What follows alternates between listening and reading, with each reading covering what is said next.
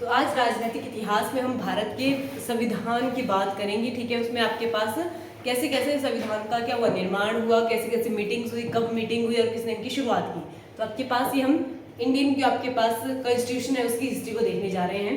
तो आपको सभी को आइडिया है ना कि भारत कब आज़ाद हुआ था। दीप अभी बताओगे आप, लास्ट जो आपकी करंट अफेयर की क्लास है उसमें भी हमने ये डिस्कस किया था, भारत कब आज़ाद हुआ था, कब, ठीक है, 15 अगस्त 1947 में आपके पास भारत को आज़ादी प्राप्त हुई थी। मतलब अगर ईयर की बात करते हैं हम तो 1947 में क्या हो गया था, हमें स्वतंत्रता या फिर आज़ादी मिल गई थी। इसी के बाद हम क्या कर सकते थे, कानून की बात कर सकते थे। आज़ादी के बाद ही पता चलता है कि आपको रूल और रेगुलेशन चाहिए, बाद में पता चलता है या फिर आज़ादी मिलने वाली होती है।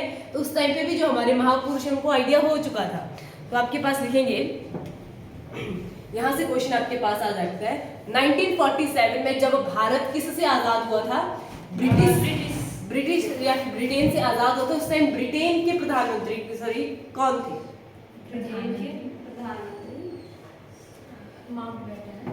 या फिर राजा आपके पास प्रधानमंत्री वहां ब्रिटेन के, यहाँ नहीं पूछी, यहाँ तो आपके पास लॉर्ड माउंटबेटन ही थे। वो क्या थे आपके पास, गवर्नर जनरल थे। लिखेंगे भारत के आजादी के समय ब्रिटेन के प्रधानमंत्री या फिर ब्रिटेन का होल्ड जिसके पास था, उस टाइम पे तो राजे चलते हैं ना वहां पे, तो वो थे आपके पास क्लेमेंट एटली। एटली से याद रखना है आपने, पूरा नाम क्या है, एटली। क्या थे ये, ब्रिटेन के प्रधानमंत्री या फिर आपके पास ब्रिटेन के राजा अगर इनको पूछे जाएंगे तो आपके पास एटली थे जब भारत को आजादी प्राप्त हुई। ये क्वेश्चन बहुत बार पूछा गया है।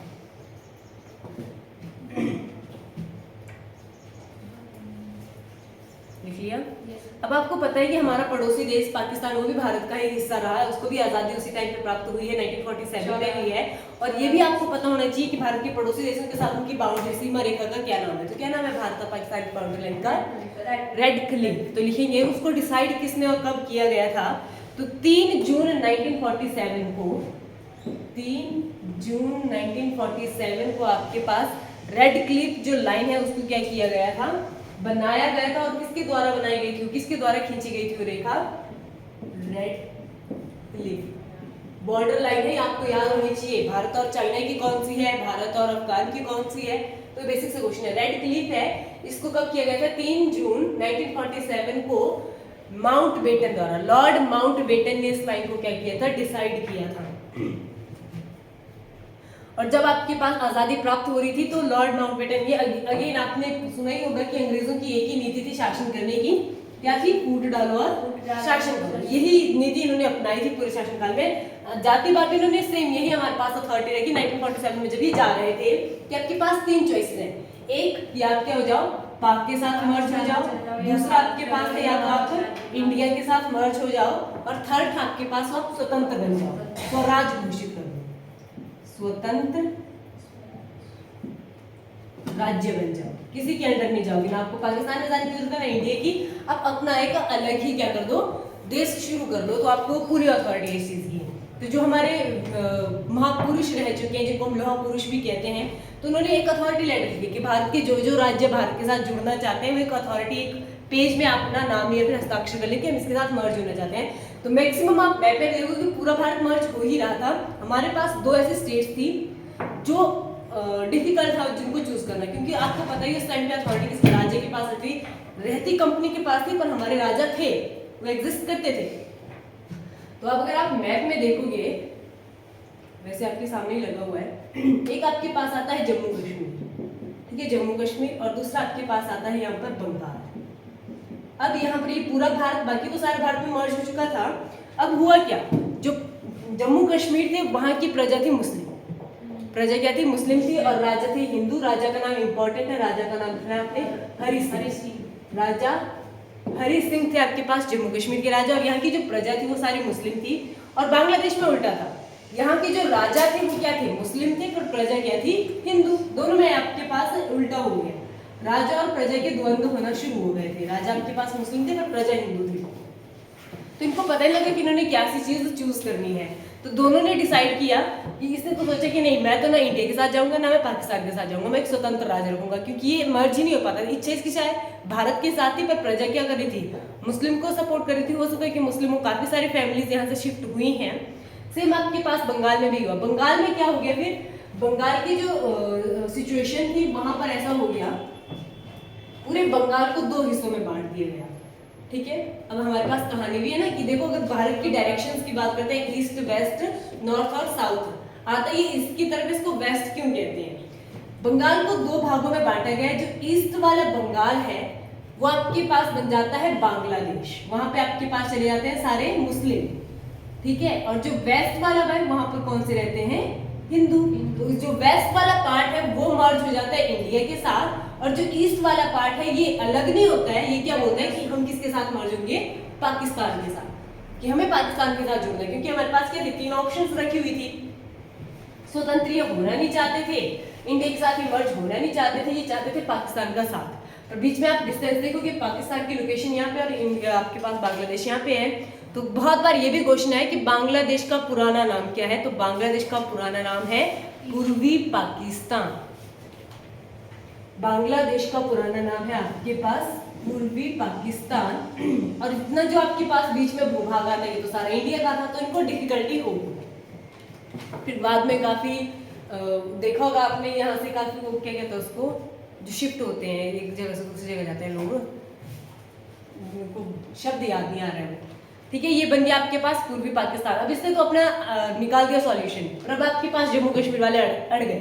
ये तो थे भी बीच में, इंडिया के साथ भी मर्ज हो सकते हैं, पाकिस्तान के पास भी हो जाते, पर ये चाहते नहीं थे। तो इसने कहा कि मैं स्वतंत्र रहूंगा, मैं किसी के साथ मर्ज नहीं होऊंगा। राजा हरि सिंह थे। ठीक है, ये चीज इंडिया ने एक्सेप्ट कर ली कि ठीक है भाई, हमें तेरे से कोई लेना देना नहीं है, उन्होंने अपनी कंट्री बना दी नीचे से। अब पाकिस्तानी बोल रहे कि इंडिया के साथ जा रहे हैं, हमारे साथ हमें एरिया कम दिया गया है। तो इन्होंने क्या कर दिया, पाकिस्तानियों ने कबालियों का झुंड बनकर आक्रमण कर दिया किसके ऊपर, जम्मू कश्मीर के ऊपर। कबालियों का एक झुंड बना कि हम तो कबाली आते हैं, और इन्होंने अटैक कर दिया डायरेक्ट जम्मू कश्मीर पे। अब अथॉरिटी पूरी देखो ना, पाकिस्तान पूरा है, इनके पास आर्मी भी ठीक ठाक ही थी, जम्मू कश्मीर छोटा सा था, ये डिफेंड नहीं कर पाता खुद को। अब राजा हरि सिंह के पास कितनी आर्मी होगी, ये पूरा पाकिस्तान से लड़ सके।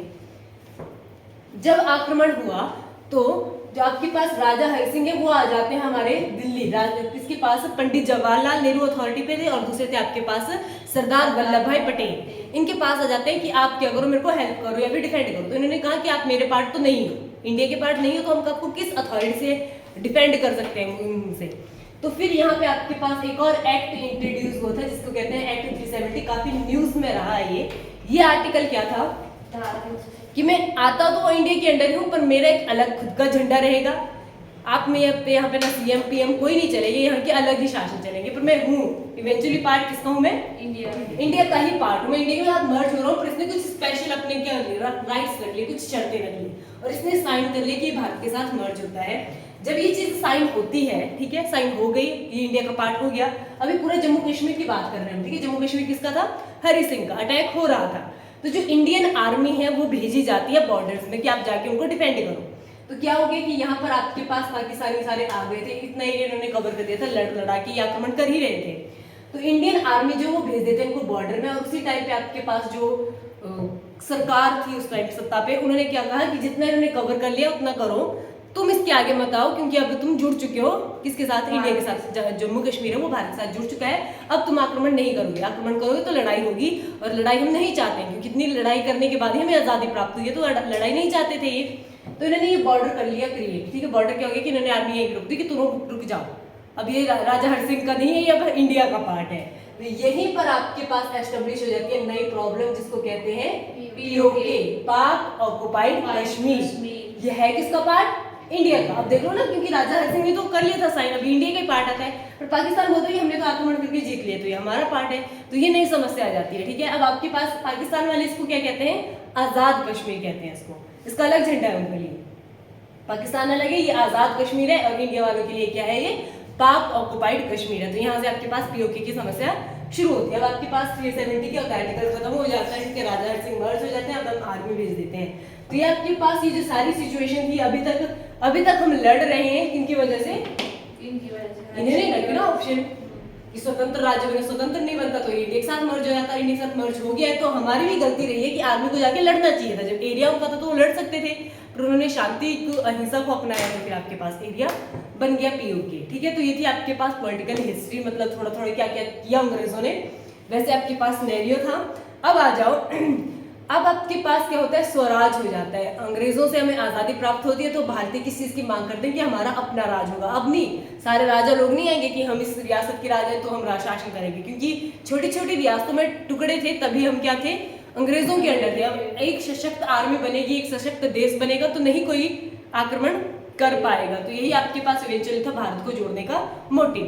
अब क्वेश्चन लिखेंगे, संविधान सभा की बात। अब ये तो हमें भी आइडिया हो चुका था, सेकंड वर्ल्ड वॉर की सिचुएशन चल रही थी कि अब अंग्रेज चले जाएंगे, अब हमें आज़ादी मिल ही जाएगी, तो संविधान होना चाहिए। अब इतने बड़े देश को संभालना है तो हमें रूल और रेगुलेशन तो चाहिए। तो लिखेंगे संविधान सभा की बात पहली बार कब हुई। तो ये आपके पास हुई है 1934 में। एम.एन. रॉय द्वारा संविधान सभा की बात की गई कि हमें कॉन्स्टिट्यूशन चाहिए, हमें संविधान चाहिए, रूल्स चाहिए। तो सबसे बड़ा लिखित संविधान अगर हमारे पास है तो किसका है, भारत का। हमने सभी देशों से कुछ ना कुछ कैरी किया हुआ है। 1934 में एम.एन. रॉय द्वारा संविधान सभा की बात की गई। और संविधान सभा का निर्माण कब हुआ, ये भी क्वेश्चन आपके पास आता है। संविधान सभा का निर्माण हुआ आपका 1946 में। संविधान सभा का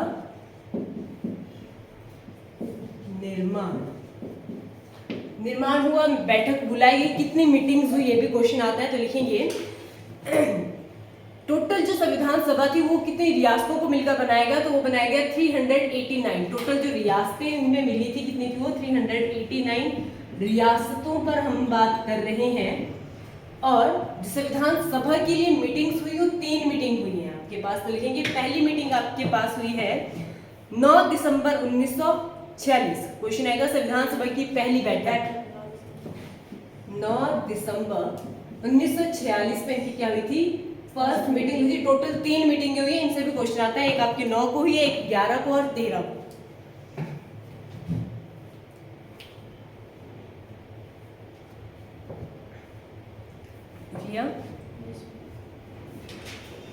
टोटल रियासतें हमारे पास कितनी थी, 389 थी। इनमें से कुछ आपके पास देसी रियासत थी जहां तक अंग्रेज नहीं पहुंच पाए थे, नॉर्मल थी, और कुछ आपके पास ब्रिटिश प्रांत थे जो ब्रिटिशों के अंडर थे, वो हमने ले लिए थे। तो ये आपके पास अगर पूछा जाएगा तो 292 थे आपके पास ब्रिटिश प्रांत, और आपके पास 93 थी देसी रियासतें। ये डेप्थ में चला जाएगा। 3 आपके पास क्या रही हैं, संविधान सभा की मीटिंग्स रही हैं लिखेंगे। और इसके जो अध्यक्ष थे, सलाहकार जिनको हम कह सकते हैं, कौन हो सकते हैं, B.R. अम्बेडकर, डॉक्टर भीमराव अंबेडकर। लिखेंगे संविधान सभा के सलाहकार कौन रहे हैं आपके पास, सलाहकार। याद रखना है, अपने सलाहकार से क्वेश्चन आता है तो आपके पास कौन है, भीमराव अंबेडकर। और दूसरे आपके पास क्वेश्चन आएगा, जब संविधान सभा की बैठक हुई तो इसमें क्या बनाए गए, अस्थायी अध्यक्ष बनाए गए। लिखेंगे डॉक्टर राजेंद्र प्रसाद। नहीं, लिख लो। संविधान सभा के पहले अस्थायी, टेम्परेरी जिनको हम कहते हैं, टेम्परेरी अध्यक्ष थे डॉक्टर सच्चिदानंद सिन्हा। संविधान सभा के अस्थायी अध्यक्ष डॉक्टर सच्चिदानंद सिन्हा। और आपके पास फिर क्या किया गया था, स्थायी बनाए गए, परमानेंट बनाए गए। परमानेंट मेंबर थे आपके पास डॉक्टर राजेंद्र प्रसाद। इंपॉर्टेंट है ये। अस्थायी टेम्परेरी थे डॉक्टर सच्चिदानंद सिन्हा, और आपके पास परमानेंट जो बनाए गए वो कौन थे, डॉक्टर राजेंद्र प्रसाद। यहीं से आपके पास क्वेश्चन आएगा, संविधान सभा की अंतिम बैठक, इसके बाद कोई बैठक नहीं हुई, तो अंतिम बैठक कब हुई, संविधान सभा की अंतिम बैठक की उसके बाद क्या कर दिया था, संविधान को इम्प्लीमेंट कर दिया गया था। तो अंतिम बैठक आपके पास हुई है 24 जनवरी 1950।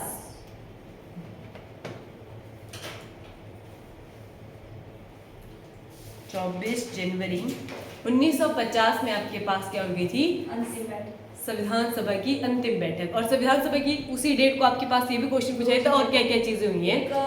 सबसे पहले आपके पास लिखेंगे भारत के राष्ट्रपति पद बनाया गया आपके पास। और राष्ट्रपति कौन थे भारत के पहले, राजेंद्र प्रसाद। राजेंद्र प्रसाद। और भारतीय राष्ट्रीय गान को अपनाया गया था।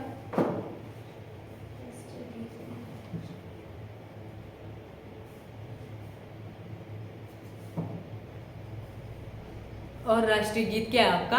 वंदे मातरम। किसने लिखा है? बंकिम चंद्र चटर्जी। ये भी राइटर का भी पता होना चाहिए। जनगण मन किसने लिखा है? रविंद्रनाथ टैगोर। 24 जनवरी 1950। रविंद्रनाथ टैगोर। और झंडा कब अपनाया गया था? ये भी लिखवाया है 22 जुलाई को। किसने डिजाइन किया था? पिंगली वेंकैया। लड़कों कुछ तो बोलो। लिख लिया? अंतिम 24 जनवरी 1950। ये आपके पास होगी कि टोटल आपके पास बन गया, इंप्लीमेंट कर दिया, पर अब आपके पास पहले कमेटी बनेगी। संविधान की मांग हमने कब की थी? संविधान की बात कब रखी गई थी सबसे पहले? 1934 को। ये भी घोषणा 34 संविधान की बात किसने की थी? एम एन रॉय द्वारा 1934 को कि ऐसा संविधान हमें चाहिए। ठीक है, फिर आपके पास पहली मीटिंग सभा बुलाई गई 1946 को। उसके बाद 3 मीटिंग्स आपके पास मेजर होती हैं, 9 दिसंबर, 11 दिसंबर और 13 दिसंबर को आपके पास मीटिंग अरेंज की। अंतिम मीटिंग आपके पास कब हुई थी? 24 जनवरी 1950 को। अब बात हो रही है, मीटिंग हो रही है, तो उन्होंने क्या कर दिया? मीटिंग के बाद एक ऑब्जेक्टिव बिल शुरू किया गया। ऑब्जेक्टिव बिल की क्या क्या हमारे ऑब्जेक्टिव होने चाहिए, उद्देश्य क्या होने चाहिए कि संविधान कैसा हो, तो लिखेंगे 13 दिसंबर को ऑब्जेक्टिव बिल किसके द्वारा पेश किया गया? 13 दिसंबर को। यहीं से आपके पास 2 क्वेश्चन हम कैच कर रहे हैं। 13 दिसंबर को हम किसकी बात कर रहे हैं? 13 दिसंबर को तीसरी मीटिंग में हुई थी और 13 दिसंबर को ये हम बात कर रहे थे आपके पास ऑब्जेक्टिव बिल, मतलब उद्देश्य क्या होने चाहिए हमारे संविधान को बनने के लिए। तो ऑब्जेक्टिव बिल किसके द्वारा रखा गया था? पंडित जवाहरलाल नेहरू जी द्वारा कि ये उद्देश्य है, ऐसा हमारा कॉन्स्टिट्यूशन होना चाहिए। और जब ऑब्जेक्टिव बिल पेश किया गया तो आपके पास एक कमेटी शुरू बनाई गई। कमेटी का नाम था ड्राफ्टिंग कमेटी, और हिंदी में उसको कहते हैं पांडुलेखन कमेटी। पांडुलेखन कमेटी का गठन 29 अगस्त 1947 को किया गया। कौन सी कमेटी थी ये? पांडुलेखन को हम कहेंगे ड्राफ्टिंग, ड्राफ्ट जो बनाते हैं, पांडुलेखन समिति। पांडुलेखन समिति का गठन किया गया 29 अगस्त 1947 को। इसमें क्वेश्चन आता है इस समिति में कितने मेंबर्स थे? तो इसमें आपके पास 6 सदस्य थे, एक लीडर था, अध्यक्ष, और टोटल अगर हम बात करते हैं कुल सदस्य थे 7, जिसके प्रमुख कौन थे? जिसके प्रमुख या हेड थे आपके पास डॉक्टर भीमराव अंबेडकर।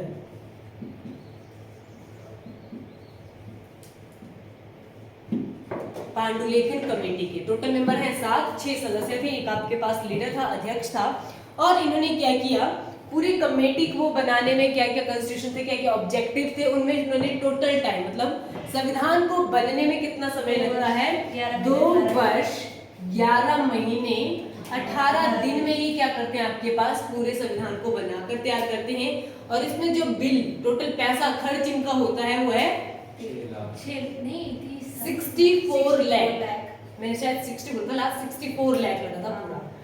64 लाख ये क्या करते हैं? इसमें खर्च करते हैं संविधान बनाने में। कितना समय लगा? 2 वर्ष 11 महीने 18 दिन संविधान बनने का समय। और जब बनकर तैयार हुआ, खर्च आपके पास कितना हुआ? 64 लाख रुपए खर्च हुए। और बनकर तैयार संविधान हुआ हमारा 26 नवंबर 1949 को। बनकर तैयार हो जाता है 26 नवंबर 1949 को संविधान, और इसको इंप्लीमेंट किया जाता है आपके पास। इसको क्या किया गया था? अंगीकृत 26 जनवरी 1950। इसको लागू किया गया था गणतंत्र दिवस के समय। वो होता है आपके पास 26 जनवरी 1950 को क्या बनता है? गणतंत्र। इस दिन क्या करते हैं हम? संविधान को लागू किया था कि अब ये रेवोल्यूशन चलेंगे, ये रूल्स चलेंगे। ये हुआ था आपका 26 जनवरी 1950। अब यहाँ पर आपके पास क्वेश्चन आता है, जब बनकर तैयार हो गया था नवंबर में 1949 में, फिर ये रुके कितना? 1 मंथ, दिसंबर इन्होंने लगाया, फिर जनवरी के एंड में जाके इन्होंने क्या किया? इसको इंप्लीमेंट किया। क्यों लिया इतना समय? क्यों जो आपके पास डेट है 26 जनवरी, उसी दिन 26 जनवरी 1930 में आपके पास हिस्ट्री में हम देखेंगे किसकी मांग हुई थी, स्वराज घोषित किया गया था। 26 जनवरी 1930 में आपके पास स्वराज घोषित कि भारत कैसा देश है, स्वराज घोषित है, इसमें अंग्रेज नहीं चलते, इसमें हम चलते हैं। स्वराज की घोषणा की गई थी। तब इन्होंने सोची कि बनकर तैयार हो गया, अब हम इसको कब इम्प्लीमेंट करें, तो इन्होंने कहा कि इसी डेट को हमने क्या करना है, स्वराज घोषित किया तो हम इम्प्लीमेंट भी इसी दिन को करेंगे। स्वराज दिवस आपके पास ही होता है और ये कब था, 26 जनवरी 1930 में, तब भी इसको इम्प्लीमेंट किया गया था 26 जनवरी 1950 में। क्लियर हुआ। और यहीं से आपके पास क्वेश्चन आता है कि 26 जनवरी को झंडा किसके द्वारा कहाँ लहराया जाता है, कहाँ, दिल्ली के कर्तव्य पथ में। और जब हम स्वतंत्रता प्राप्त करते हैं तो कहाँ करी थी, लाल किला किसके द्वारा की जाती है, प्रधानमंत्री द्वारा। सबसे ज्यादा बार किसने करवाया है, पंडित जवाहरलाल नेहरू। कितनी बार, 17 बार। ठीक है, 16 बार इंदिरा गांधी ने और 12 बार अब आपके पास है मोदी कैसा है, गैर कांग्रेसी से ये है, और ये दोनों आपके पास कांग्रेस से बिलोंग करते हैं। सबसे ज्यादा अगर आप देखोगे पॉलिटिकल हिस्ट्री में आपके पास आएगा, हम जब ये करेंगे ना, तुम्हारे पास क्या होती है ये पार्टी, तो सबसे ज्यादा पार्टी जो रही है वो 3 दशकों तक, मतलब 30 साल तक इन्होंने सिर्फ यही जीतते रहे हैं, वो कांग्रेस ही है। क्लियर हो गया, क्या क्लियर हुआ, संविधान बन गया, लग गया, 1930 में स्वराज घोषित कर लिया गया। और क्या हुआ था, राष्ट्रीय ध्वज को भी अपना लिया गया था। राष्ट्रीय ध्वज की रेशियो कितनी है, करंट अनुपात, राष्ट्रीय ध्वज का अनुपात लंबाई गुणा चौड़ाई कितनी है, आगे 3:2, लंबाई गुणा चौड़ाई। अगर क्वेश्चन अब एग्जामिनर कैसे घुमा रहा है कि चौड़ाई गुणा लंबाई कितनी आएगी, तो 2:3। ये अभी लास्ट में देखा था हमने, चौड़ाई को आगे कर लेता, लंबाई को पीछे, सारे 3:2 ही ढूंढ रहे थे, तो वहां पे ऑप्शन क्या थी, 2:3। तो लिख लेंगे। इसी तरह से दुनिया का सबसे बड़ा लिखित संविधान, दुनिया का सबसे बड़ा लिखित संविधान भारत का संविधान बन जाता है, जिसमें मूल संविधान की बात हो रही है ना, जब ये बना हुआ था, तो मूल संविधान में 22 भाग, 395 अनुच्छेद, 12 अनुसूचियां और 8 अनुसूचियां। 12 है। क्वेश्चन को ध्यान से देखो, मैंने कहा मूल, अच्छा वो, हाँ इंटरप्ट कर दो आप क्लास में। मूल संविधान में 22 भाग, 395 अनुसूचियां और 395 अनुच्छेद, अनुच्छेद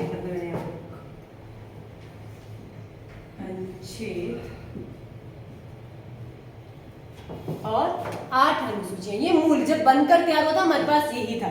इसके बाद इन्होंने एक और चीज शामिल की कि अकॉर्डिंग टू टाइम, ये आपके पास नीड जो भी रहेगी, होता है ना कि समय और जरूरत के अनुसार हम क्या कर सकते हैं, इसमें सुधार कर सकते हैं। कुछ चीजें हैं जो अभी तो जरूरी है, पर जरूरी नहीं कि वो बाद में भी जरूरी रहे, तो आप उनको चेंज कर सकते हो, तो वो संशोधन उनको हम कहते हैं। ठीक है, तो संशोधन के बाद इनकी टाइम जो इनकी काउंटिंग बदल जाती है।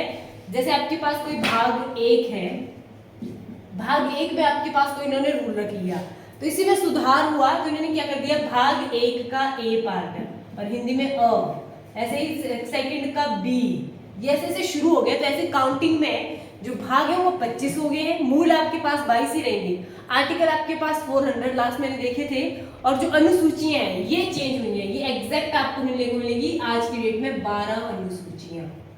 पहले कितनी थी, 8। यहाँ से क्वेश्चन आता है कि मूल संविधान में कितनी अनुसूचियां थी, 8।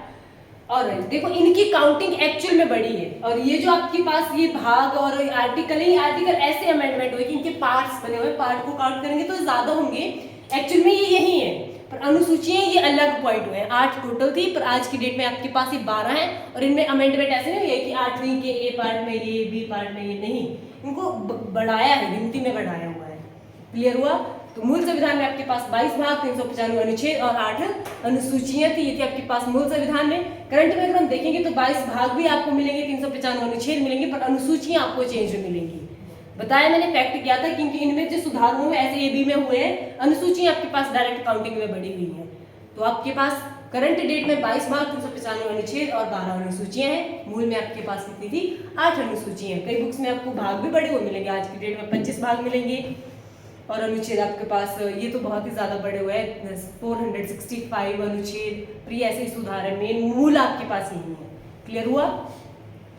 तो कितने अनुच्छेद हैं? 395। और अनुसूचियां मूल की है 8। करंट अगर अनुसूचियों से क्वेश्चन आता है तो आपके पास वो 12 ही। तो आपके पास क्या बन जाता है? संविधान बन जाता है। अनुसूची आप देखोगे कि एरिया किसके पास कितना है, राज्य के पास, देश के पास, उसमें देखे जाएंगे। दूसरा आपके पास सैलरी डिस्कस की गई अनुसूचियों में कि राष्ट्रपति की कितनी होगी, प्रधानमंत्री की कितनी होगी। फिर आपके पास जब कोई इतने सुपीरियर पद में बैठ रहा है तो उनको ओथ शपथ दिलाई जाएगी, वो आपके पास अनुसूची है। उसके बाद जो आपकी डिस्ट्रीब्यूशन है, जनजातीय क्षेत्र उनको किस तरह से विकसित करना है। ऑफिशियल लैंग्वेज 8वीं अनुसूची इंपॉर्टेंट है, इसमें पूछा था 8वीं। भारत के संविधान में कितनी भाषाओं को मान्यता प्राप्त है? 22 भाषाओं को। और कौन सी अनुसूची में आती है? वो आती है 8वीं अनुसूची में। ये इंपॉर्टेंट है आपके पास, लिख लो यहाँ से। भारतीय संविधान में कितनी भाषाओं को मान्यता प्राप्त है? भारतीय संविधान में कितनी भाषाओं को मान्यता प्राप्त है? 22 भाषाओं को मान्यता प्राप्त है। और ये कौन सी अनुसूची में लिखा हुआ है? ये आपके पास 8वीं अनुसूची में। और यहीं से एक और क्वेश्चन आया था, क्या इंग्लिश लैंग्वेज को मान्यता प्राप्त है? नहीं।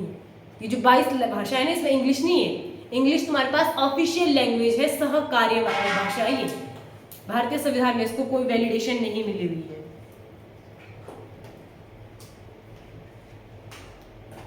और राज्य भाषा क्या है भारत की? हिंदी। अभी साउथ में काफी दंगे हो रहे हैं इसको लेके, क्यों नहीं मान रहे हैं।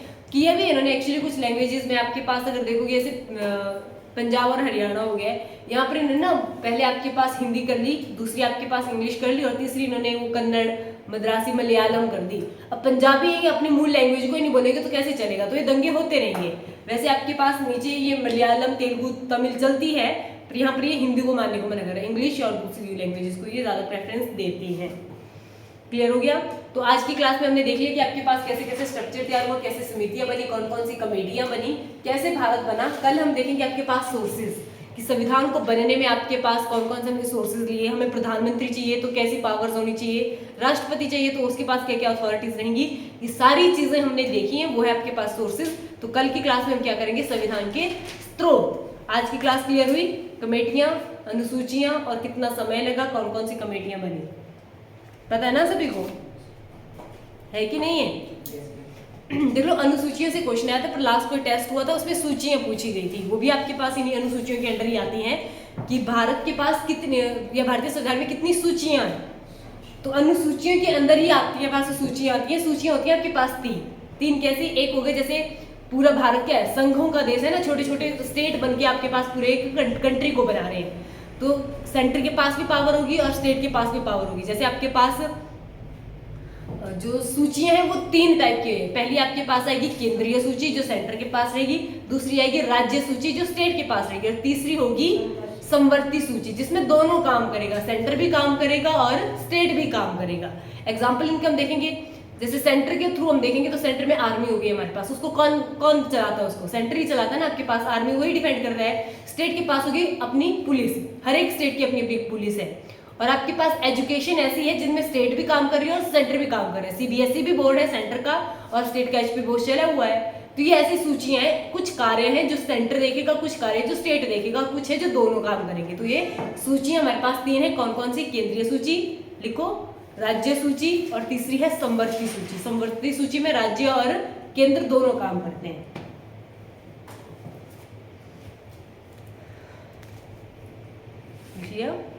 केंद्रीय सूची, राज्य सूची और समवर्ती सूची। एग्जाम्पल आप लिख लो, आपको ज्यादा क्लियर रहेगा। केंद्र के आगे आप लिख लो आर्मी, है ना, राज्य के आप पीछे लिख लो आप पुलिस, और समवर्ती के आगे लिख लो आप एजुकेशन। तो ऐसे याद रहेगा कि क्या क्या होता है इनमें एक्चुअल में।